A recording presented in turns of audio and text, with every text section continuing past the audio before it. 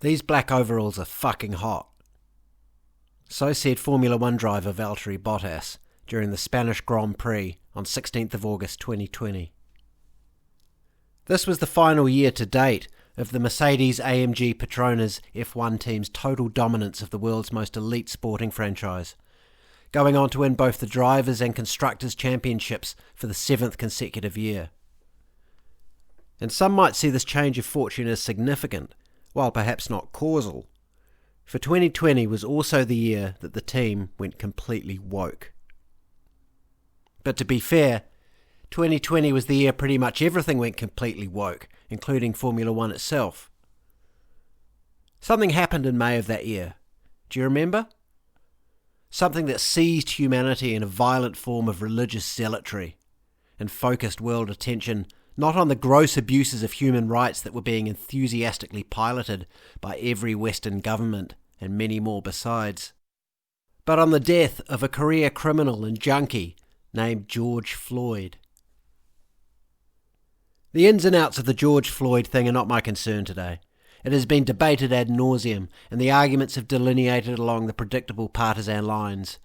And so my views on his death should be obvious to anyone already familiar with my thinking.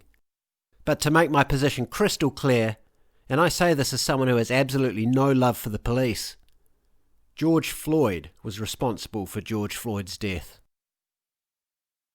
Floyd's manifestly unsavoury character, and the fact that he was overdosing on fentanyl at the time of his death, however, did not stop the entire global establishment from lionising the man.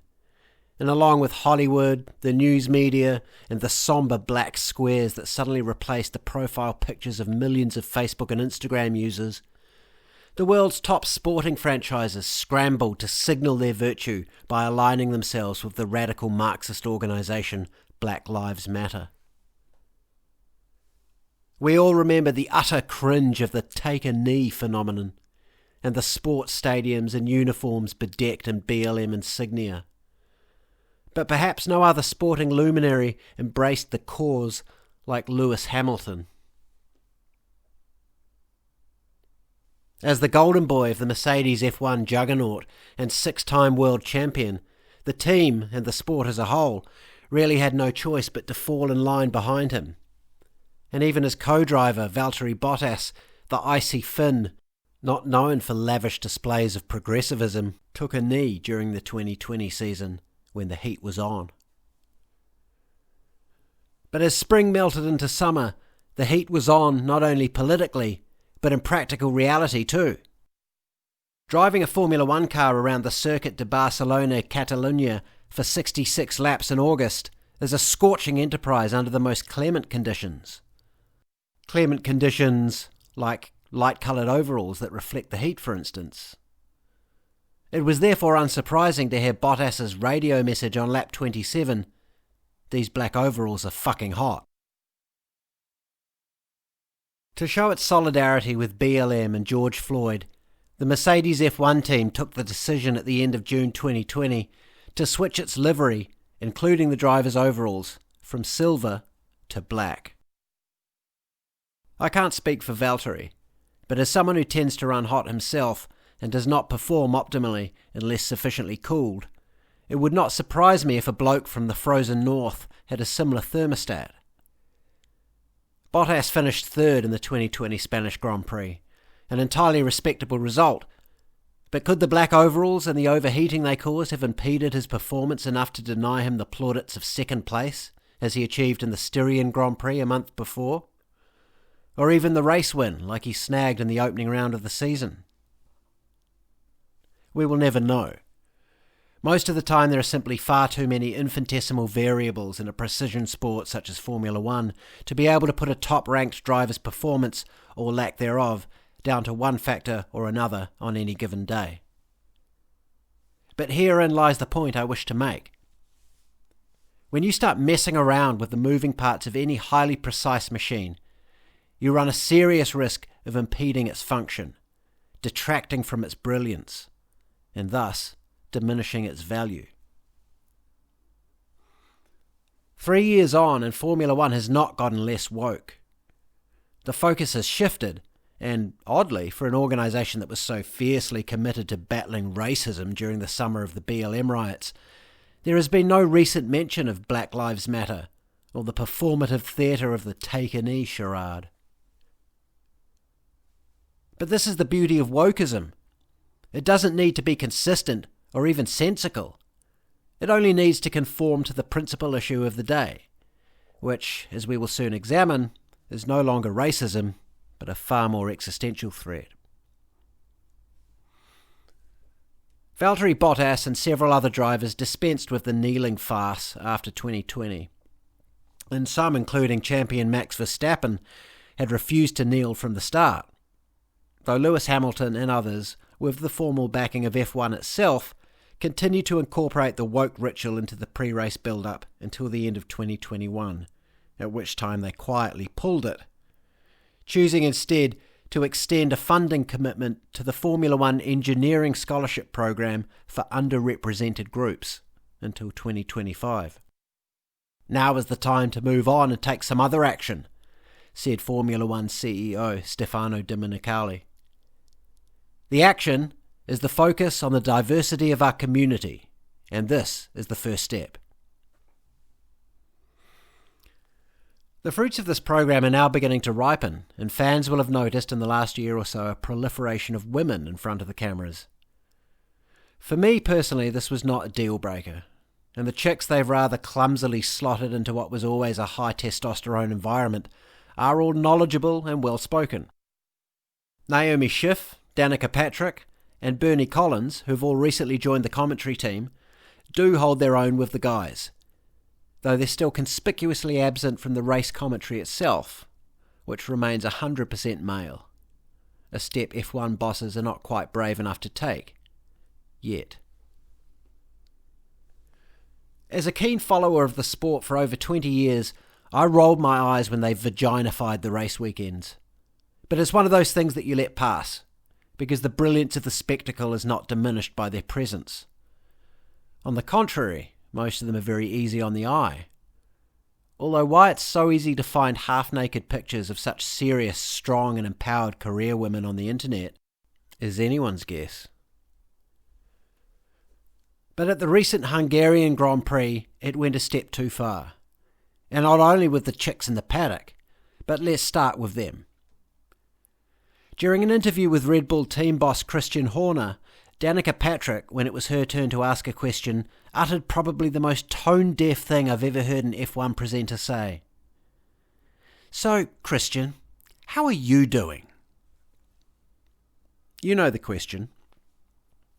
It's the same thing sycophantic corporate media journalists used to ask our tyrannical politicians during lockdown. So, Premier, you've talked an awful lot about healthcare workers and COVID cases, but how are you doing? Are you getting enough sleep? I clearly remember one of our craven local reporters saying this to Daniel Andrews in 2020. And as much as I hate the man, at least he had the PR nous to brush it off with a comment amounting to, "It's not about me," or some such. To his credit, Horner's reaction was in the same vein. With a somewhat perplexed smile, he responded, "I'm fine, thanks, but thank you for asking." Patrick's question is the epitome of gynocentric talk show bullshit and has absolutely no place in a high-octane, cutthroat environment like F1. How do you think he is, Danica? He's Christian Horner, for God's sake. Moreover, his feelings don't come into it, even if he isn't doing okay. That's the whole point of Formula One. You just get on with the job. But again, it doesn't really detract from the brilliance of the sport. It does make the build-up less watchable, and it should be noted that this is indeed a potential problem. But it's not something I'll cancel my KO subscription over. Danica Patrick's airheaded question was not the only woke carbuncle on the rear end of the Hungarian Grand Prix, though. In perhaps the most cringy piece of fluff ever to be trotted out by Formula One since it went public in 2014, they interspersed the weekend's coverage with maddeningly contrived appearances by the F1 juniors. 3 smarmy little brats whose presence was evidently intended to complement F1's burgeoning brand of family-friendly inclusivity and kindness, and who were so overcoached I'm surprised they didn't lapse into a rote recital of the sporting regulations. These kids oozed the type of glib precociousness that the corporate world mystifyingly believes is endearing to the average man on the street, yet which was so nauseating that I had to hit the mute button every time they appeared. Zach, a young go-kart racer, and Braden and Scarlett, who present the Sky Kids FYI show, the fuck that's got to do with Formula One, I don't know, were undoubtedly the worst part of the Hungarian Grand Prix, and indicative of a myopic corporate machine attempting to humanise itself, as well as scoring some woke brownie points along the way, as was painfully evident in the black kid, Zach's constant gushing over his hero Lewis, the absolute goat of F1, and parroting of tired progressive talking points about the representation of people of colour within the sport. But again, this was not really what concerned me at the end of the day. In a bold move to make F1 more sustainable, in line with its commitment to the UN's Agenda 2030, by which time the sport aims to be net zero, the team's tyre allocations were reduced from 13 sets to 11, thus reducing the total number that Pirelli manufacture and transport, and apparently reducing the associated carbon emissions. This had the immediate effect at the Hungarian Grand Prix of reducing track action in the practice sessions and limiting the strategic intricacy of the qualifying session, key drivers of spectator attendance both at the event itself and on TV and streaming services. I could go on for another 10 minutes analysing this, but the problem here is quite clear and quite simple. Less track action makes the sport less commercially viable. Right now, Formula One is slaying it. Its stock is at an all-time high, and thanks to peripheral marketing wins like the Netflix series Drive to Survive, there has never been more interest in the sport. So they can afford to shake things up a bit, try some new approaches, make some bold moves. And I'm sure the reduced track action at the Hungarian Grand Prix won't hurt F1. Yet. This is how it starts, though. And I'm going to go out on a limb and say that if they keep this up, Formula One's days in the sun are numbered. It is difficult to damage a franchise of such immense popularity and so rich in legend, but nothing lasts forever, especially finely tuned machines that idiotic and incompetent operators have been tinkering with on a whim. For this reason, the plight of Formula One in the face of woke ESG is an all-important case study in Get Woke, Go Broke. As the pinnacle of merit-based enterprise worldwide, how much ideological tinkering can it withstand before something breaks? To be sure, it will take more than tyre allocation restrictions, annoying female commentators and the horrendous F1 juniors, but the process has begun. Stefano Domenicali has already made it clear that he wishes to see female drivers in the near future, something that basic biological fact all but guarantees can never happen without the kind of quota system upon which all Marxist redistribution relies, and which would seriously damage both the functional brilliance and the prestige of the sport. What happens when they reduce the tyre allocation further? Or what happens if they decide each team must have one female driver for the sake of diversity and inclusion? What happens if they decide the sport must go 100% electric to save the planet? I can't speak for everyone, but either of the latter two outcomes, and many more potentialities aside, would mark the end of my many years as an F1 fan. Here is where the average person may begin waking up to ESG. Such an ideological matrix of control has little effect on institutions which already have mediocrity and quackery baked into their DNA. Government departments and NGOs, for example. Or at least the effects take longer to become apparent.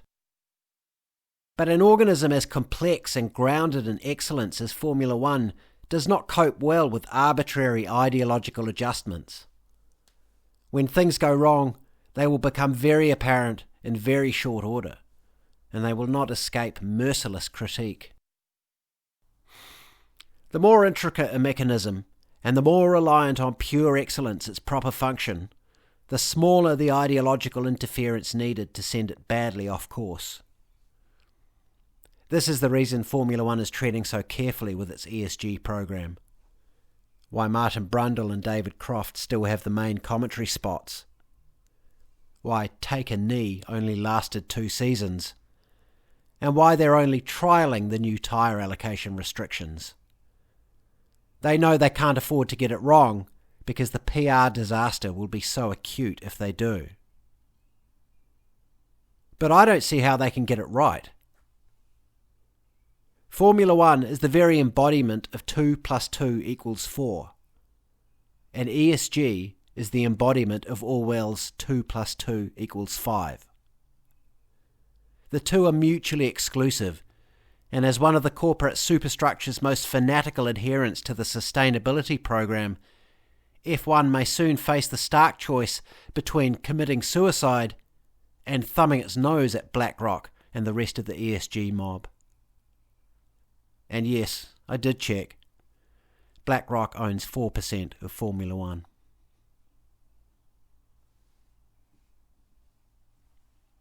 Thanks for listening. Please subscribe to the channel so you don't miss any future videos.